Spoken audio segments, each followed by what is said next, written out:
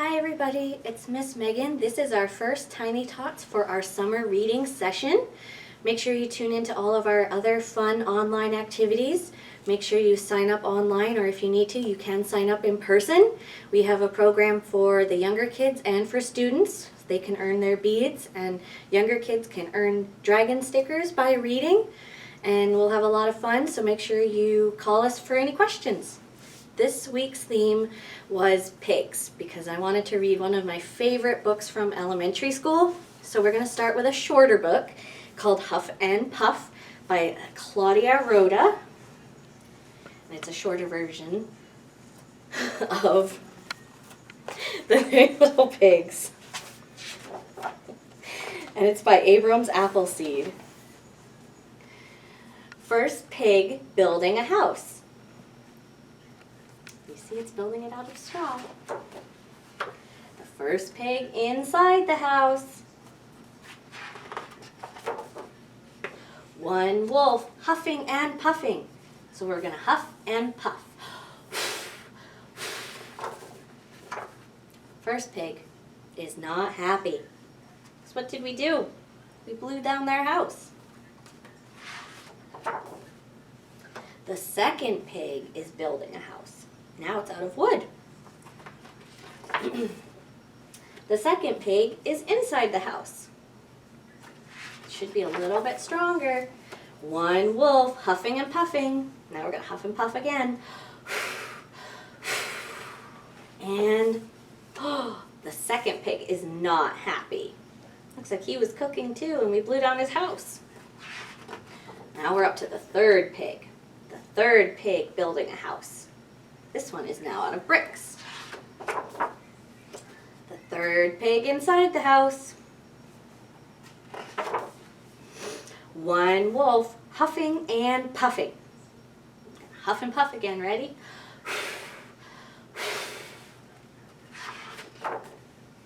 The third pig is happy because we didn't blow down their house. One wolf huffing and puffing again, really hard.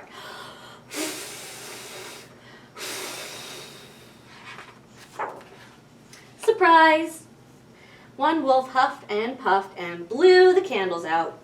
So surprise, they were actually trying to make a cake, and the wolf really messed things up. Now they have a cake. 3 pigs and 1 wolf are happy. I'd be happy too with some birthday cake. And that's the end of Huff and Puff. I love the surprise ending. Cake. And now, this one is going to be a little bit longer, but it's one of my favorite ones. It's a twist again on the 3 Little Pigs. It's called The 3 Little Wolves and the Big Bad Pig by Eugene Trivizas, and Helen Oxenbury illustrated it. And it is published by Margaret K. McElderry Books. Once upon a time, there were 3 cuddly little wolves with soft fur and fluffy tails who lived with their mother. The first was black, the second was gray, and the third was white. One day, the mother called the 3 little wolves around her and said, "My children, it is time for you to go out into the world. Go build a house for yourselves, but beware of the big, bad pig." This is my favorite part, big, bad pig. "Don't worry, Mother, we will watch out for him," said the 3 little wolves, and off they set off. Soon they met a kangaroo who was pushing a wheelbarrow full of red and yellow bricks. "Please, will you give us some of your bricks?" asked the 3 little wolves. "Certainly," said the kangaroo, and she gave them lots of red and yellow bricks. So the 3 little wolves built themselves a house full of bricks. Isn't it interesting? The first one's already bricks. The very next day, the big bad pig came prowling down the road and saw a house full of bricks that the little wolves had built. The 3 little wolves were playing croquet in the garden, and when they saw the big bad pig coming, they ran inside the house and locked the door. The pig knocked on the door and grunted, little wolves, let me come in." "No, no, no," said the 3 little wolves. "By the hair on our chinny chin chins, we will not let you in. Not for all the tea leaves in our china tea pot." "Then I'll huff and I'll puff and I'll blow your house down," said the pig. So he huffed and he puffed and he puffed and he huffed, but the house wouldn't fall down. But the pig wasn't called big and bad for nothing, so he went and fetched his sledgehammer, and he knocked that house down. The three little wolves only managed to just escape before the bricks crumbled, and they were very frightened indeed. "We shall have to build a stronger house," they said. Just then they saw a beaver who was mixing concrete in a concrete mixer. "Please, will you give us some of your concrete?" asked the three little wolves. "Certainly," said the beaver, and he gave them buckets and buckets of messy, slurry concrete. So the three little wolves built themselves a house of concrete. Hopefully that's a little bit stronger. No sooner had they finished than the big bad pig came prowling down the road and saw a house of concrete that the little wolves had built. They were playing battledore and shuttlecock in the garden. Right there, badminton. And when they saw the big bad pig coming, they ran inside their house and shut the door. The pig rang the bell and said, "Little frightened wolves, let me come in." "No, no, no," said the three little wolves. "By the hair on our chinny chin chins, we will not let you in. Not for all the tea leaves in our china tea pot. Then I'll huff and I'll puff and I'll blow your house down," said the pig. So he huffed and he puffed and he puffed and he huffed. But the house didn't fall down. Of course, it's made out of concrete. But the pig wasn't called big and bad for nothing. He went and fetched his pneumatic drill and smashed the house down. The three little wolves managed to escape, but their chinny chin chins were trembling and trembling and trembling.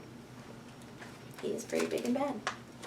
"We shall build an even stronger house," they said, because they were very determined. Just then they saw a truck coming along the road, carrying barbed wire, iron bars, armor plates, and heavy metal padlocks. "Please, will you give us some of your barbed wire, a few iron bars, some armor plates, and some heavy metal padlocks?" they said to the rhinoceros who was driving the truck. "Sure," said the rhinoceros, and he gave them plenty of barbed wire, iron bars, armor plates, and heavy metal padlocks. He also gave them some plexiglass, some reinforced steel chains, because he was a generous and kind-hearted rhinoceros. So the three little wolves built themselves an extremely strong house. It was the strongest, securest house one could possibly imagine. They felt absolutely safe. Uh-oh. The next day, the big bad pig came prowling around the road as usual. The little wolves were playing hopscotch in the garden. When they saw the big bad pig coming, they ran inside their house, bolted the door, and locked all 37 padlocks. The pig dialed the video entrance phone and said, "Little frightened wolves with trembling chins, let me come in." "No, no, no," said the little wolves. "By the hair on our chinny chin chins, we will not let you in. Not for all the tea leaves in our china teapot. Then I'll huff and I'll puff and I'll blow your house down," said the pig. So of course, he huffed and he puffed and he puffed and he huffed, but the house didn't fall down. But the pig wasn't called big and bad for nothing.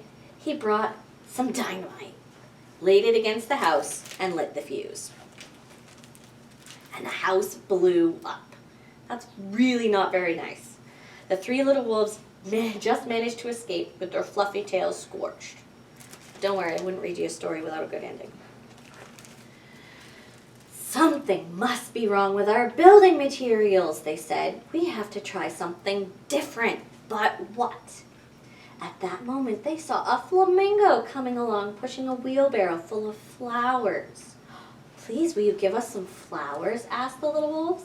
"With pleasure," said the flamingo. So he gave them lots of flowers. So the three little wolves built themselves a house full of flowers. One wall was of marigolds, one of daffodils, one of pink roses, and one of cherry blossoms. The ceiling was made of sunflowers, and the floor was a carpet of daisies. They had water lilies in their bathtubs and buttercups in the refrigerator. It was a rather fragile house, and it swayed in the wind, but it was very beautiful. The next day, the big bad pig came prowling down the road and saw the house full of flowers that the three little wolves had built. He rang the bluebell at the door and said, "Little frightened wolves with trembling chins and the scorched tails, let me come in." "No, no, no," said the three little wolves. "By the hair on our chinny chin chins, we will not let you in, not for all the tea leaves in our china teapot. Then I'll huff and I'll puff and I'll blow your house down," said the pig. How do you think it goes now? This is my favorite part.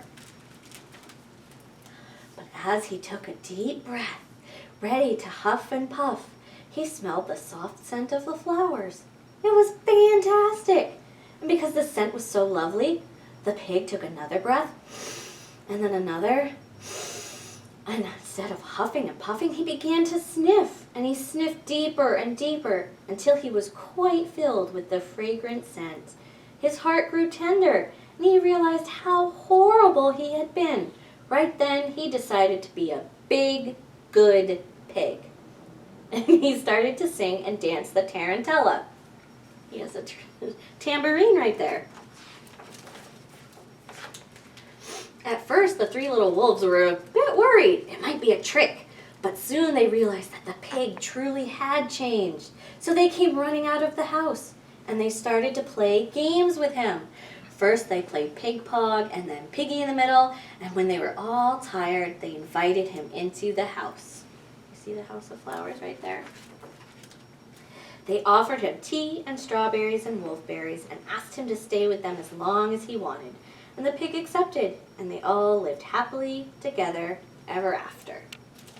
And that's the end of the three little wolves and the big bad pig. I love the twist at the end that they make a house full of flowers and it makes him be nice and smell the flowers. So as usual, make sure you check out all of our fun content, including the Hokey Pokey if you miss doing that at story time. I know I do. And feel free to sign up for our summer reading program online or in person. We've got lots of fun activities to see. You will get a handy dandy brochure in your starter packet so you can see all of the information for yourselves. Or check out our website. Bye guys!